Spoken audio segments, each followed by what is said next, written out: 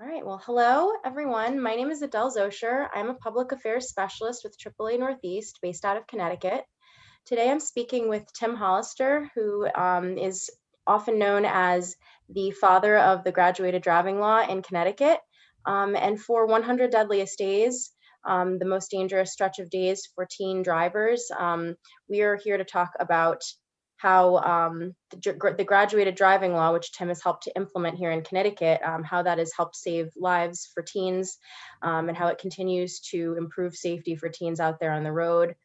So Tim, thank you so much for being with me today. Thank you. My Um, pleasure.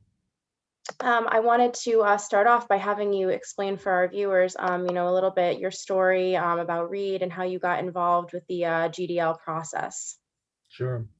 Well, in 2006, my son Reed, 17 years old, was the driver, died in a one-car crash on Interstate 84 in Plainville, Connecticut.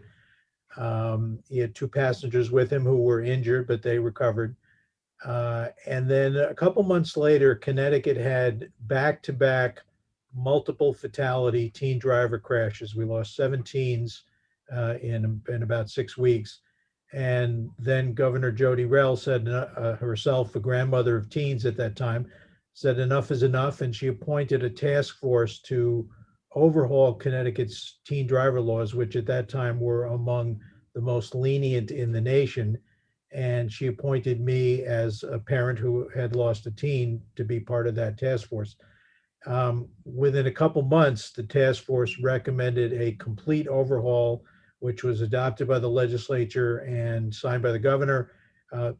Transformed our laws from the most lenient to among the strictest in the nation, and that became effective in 2008. And fast forward, we have basically a 70% reduction in teen driver fatalities over the years since then, which is just proof that I think we did the right thing. But in my own case, I kept going. Had learned enough on the task force to know that while I was supervising my son's driving, I thought I was a well-informed parent, but I really wasn't, because I didn't understand why teen driving is so dangerous, and I didn't understand what parents can do day by day working with their teens to prevent the very predictable situations that most often result in teen driver crashes. So in 2009, I started a national blog of teen drivers. Was somewhat surprised to learn that there was no such thing. That was called From Reed's Dad. And after blogging for 3 years, one of the traffic safety organizations said, why don't you turn your blog posts into a book? And that became the first edition of Not So Fast, Parenting Your Teen Through the Dangers of Driving, which came out in 2013. This won some national awards. And then in 2018, we did a second edition of the book with Pam Fisher, now works for the Governor's Highway Safety Administration as my co-author. And obviously she's one of the preeminent teen driver experts, safety experts in the country. So very honored to have her as my teammate.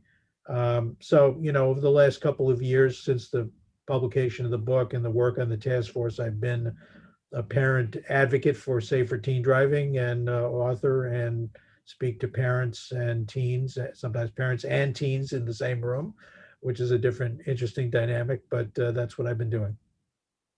Well, that's awesome. Tim, we've spoken about Reed and about your other book, His Father Still, which is incredibly touching, an incredible tribute to your son and his life.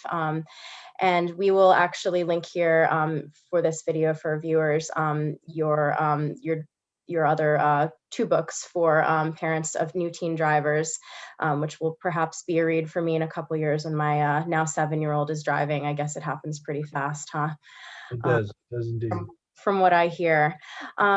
So, it's wonderful. It's wonderful that from such a horrible tragedy, you could come back and use that to ultimately save many lives of Connecticut teens here.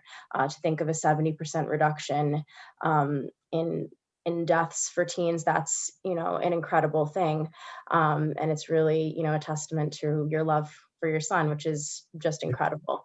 It's an absolutely incredible fitting tribute to his life. So we thank you for that. And, you know, myself included, because I was, I am, I believe, a year older than Reed. And so for me, I too was starting off as a young driver. I was a little bit of a late driver myself. So I think of my siblings, you know, my friends who are younger and whose lives have been affected by the GDL and potentially taken out of harm's way because of these laws that have been implemented. So it's really an incredible thing. In my work at AAA, I talk to adults, teens, little ones, you know, everyone across the board about traffic safety. One of my favorite groups is teens because I have no shame. I enjoy talking to them about everything. I like when they challenge me. I like when they, you know, want to argue about, well, we don't think this is dangerous, or, you know, this, that, and the other thing. And, but one of the big things that I do talk to them about is kind of the science behind why we don't want them to be impaired. You know, not that we just want to say, hey, don't have any fun. Don't use drugs. Don't use alcohol. Don't drive. We don't want you out having fun with your friends, you know, but here's actually what's happening in your brains and bodies and why we want you to think twice and be really cognizant of what these things are doing to your brain, how it may be potentially affecting your development in the future, and how as teen drivers now, they're in this kind of unique place, this intersection of inexperience and inexperience and development, where they can't be good drivers yet because, I mean, not that teens can't be good drivers, right? But they can't be experienced drivers until they've practiced for some period of time. And they're simply not going to be as savvy of drivers and able to handle the challenges and the hazards on the road in the same way that an adult would due to their developing brains. So can you talk a little bit to the kind of science, you know, that was looked into about those teens and their developing brains? I just think, you know, I always joke with them that when we were younger, you know, impairment education, driving education was kind of like, this is your brain on drugs. And they splatted the egg on the pavement, you know, and it didn't really give a compelling argument as to why teens should do or not do something. So when it does come to making decisions as drivers, making decisions about, you know, really anything in their lives, that appreciation and understanding of their biology, of their physiological development, I think that's so key for both the teens and the parents. So we know where we're all coming from. Yeah. Well, I think you hit the nail on the head in terms of trying to get teens to understand this. It's a matter of biology. It's not a stain on their character, or, you know, saying that they're not smart or whatever. But, you know, what I learned on the task force, which is now, you know, 12, 13 years ago, the science of the brain was developing basically between 2000 and 2010. So at the tail end of that decade was when it really started to be published and accepted as science. And the basic idea is that the human brain is not fully developed until we reach about age 22 to 25. And the last part of the brain that develops is the ability to perceive risk and avoid danger. So, you know, and it gets explained in terms of the chemicals in the brain, dopamine and serotonin. And dopamine is the excitement factor, and serotonin is the sort of the restraint, but they're out of balance in the teenage brain, and they don't really come into balance until you're about 22 to 25. I always remember listening to a neurologist explaining to a bunch of driving school instructors that if the minimum driving age was based on the science, you know, a phrase that we've heard a lot over the last year, but this is like 5 or 6 years ago, if the age were based on the science, the driving age would be at least 22, and you could have heard a pin drop in the room. Oh my God. But you know, that it is a biological fact, and teens and parents need to understand, especially parents, that there's nothing you can do about it. It just means you have to approach driving with a 16 and 17-year-old with their incomplete brain development with a very high degree of caution. That's what it means. And that's really translates into why in the GDL, you know, we have a reasonably long learner's permit phase, and then there's a whole bunch of restrictions on where they can drive and when they can drive in the first 6 months, in the first year. And once they get some experience, you try to just let the tether out in small increments, if I can use that phrase. And that's the theory of the GDL. So the science is just based on this incomplete brain development and the fact that you can't do anything about it. You can take 9 years of driver's ed. It doesn't speed up your brain development. And and the other thing I always say about how this relates to driver education, driver education is essential because teens need to know how to operate the car, how to what pedals to push, and how to use their signal indicators and all that stuff. But driver education doesn't overcome the delayed brain development, and that again, that's nobody's fault. It's just a reality that everybody needs to keep in mind as they approach teen driving with great caution. Absolutely. And I like to say to the teens when I talk to them, listen, this is not an insult. Like you say, this is not a negative thing. It's actually, it's positive. It means that you still have all of this time to, form and develop and change and grow. And that's actually a wonderful thing. It's not, it Yeah, may be a limitation now in terms of, again, how much can they handle on the road? How much attention span do they have? How good are they at managing risk? And teens are pretty good at managing and assessing risk. It's just we're at this point where we need to have them be cognizant of it, respectful of it, and work alongside it rather than against it. right. Because as you say, you could take all the drivers out in the world, it's not going to speed up your brain development. And that's the same logic I like to approach to teens. Again, when we talk about impairment, we're not trying to say you're so immature, we don't think you can handle this, that, and the other thing. We just want to respect and protect your young brains because they're not done growing, and give them a chance to grow, develop, and change as much as they possibly can for the better in these years where you have that time. I usually joke with them when I'm talking to teens. I'm like, listen, ask any adult we would love to have our teen brains back because we're all just like, kind of going downhill from here. We're not, it's not, not getting any better really. We're just trying to maintain. Right. You did kind of, you gave us some advice, for drivers and parents, but do you have any thoughts kind of on how we can improve where we're at now? Maybe your thoughts on this proposal to have teens in their probationary period be able to drive with their siblings, kind of as a matter of convenience. How do you think, we could stand to improve potentially? Yeah. Well, when you compare Connecticut's GDL as it was revised in 2008 to other states and their GDLs, and I've said this a lot in my talks over the years, the single best thing that we did in Connecticut in 2008 was to require this 2 hour class where the parent and the teen have to show up, and obviously the in person has been suspended during the pandemic, but there was a lot of resistance, political resistance to it when it was first proposed. Oh my God, what an imposition on my time. But the deal was, if you're going to put your teen on the road, we need 2 hours of your time to explain how dangerous this is and what you should be doing to protect your teen from getting into a crash. And within 2 or 3 years of organizations like AAA giving the class, it became almost universally accepted. The parents surveyed after the class, 95% said, okay, I guess this was worth my time. But we're still in the small minority of states, Connecticut is, that have this. And I just say, if I had to tell 40 other states how they can improve, I would say, don't be afraid of the class.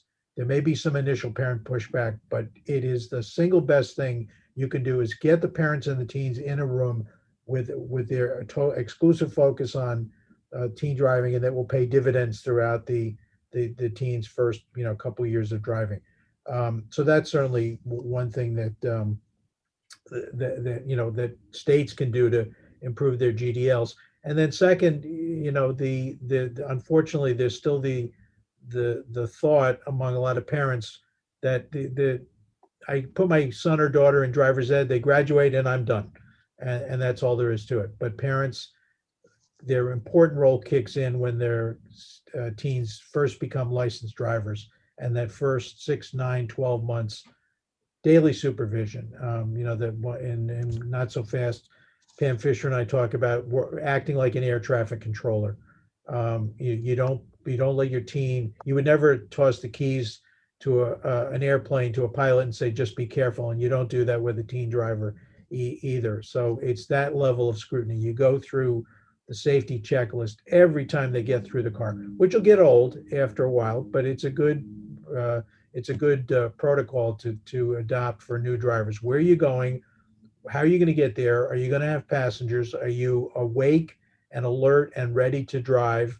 You know, if they've been up all night writing a paper or whatever, is it really a good thing for them to drive to school the next morning? That things like that. Just go through the safety checklist. So, 2 hour parent class at the state level, and just parents got to that first year they have to be on it day by day.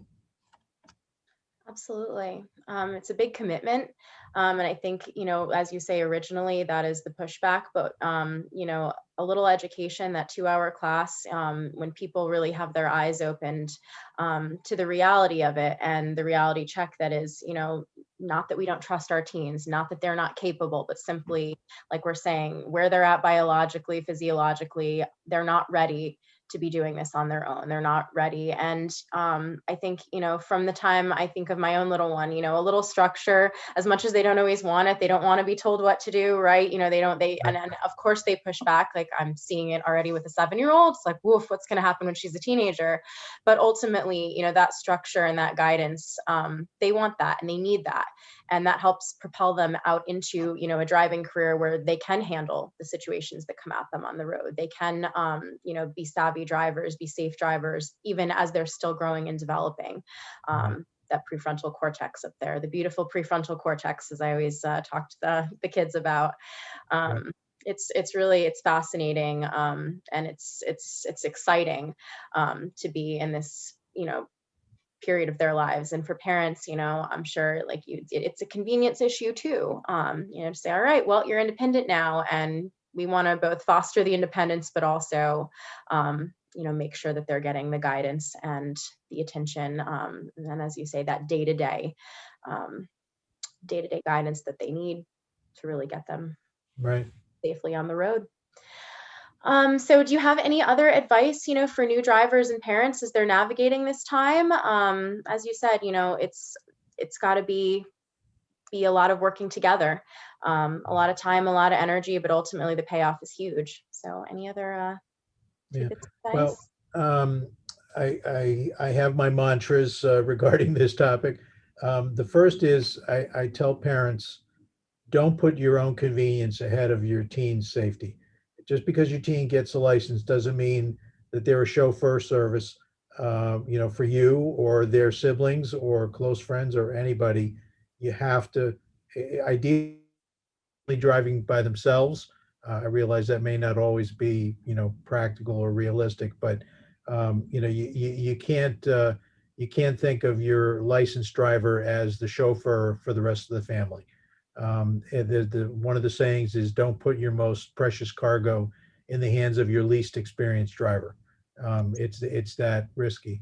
And then, in Not So Fast and my lectures over the years, I've developed an easy word to help parents remember the 5 biggest dangers in teen driving. PACTS, PACTS: passengers, alcohol and drugs, curfews, meaning night driving, texting and electronic devices, and seatbelts, PACTS. And I Facts. tell parents, if you focus on these 5 dangers, not that you'll have a safe driver, but at least you'll be putting your efforts in the right place. So that's just a simple way to think about it. PACTS. So that's what I tell parents to focus on, and that's a good organizing thought to approaching your teen when they get a license and during that all important first year. Excellent. That's, we absolutely agree and echo that sentiment. I like the acronym. That's very good. And that is in our AAA teen driving education. We too focus on those 5 things. Try to, like you say, really, if we cannot, we're not necessarily going to get a perfectly safe driver, a perfectly savvy driver in a teen, but we can get them there, as you say, through that first year, where it's really most critical that they need that supervision and they need that guidance. Um, So Tim, thank you so much for your time.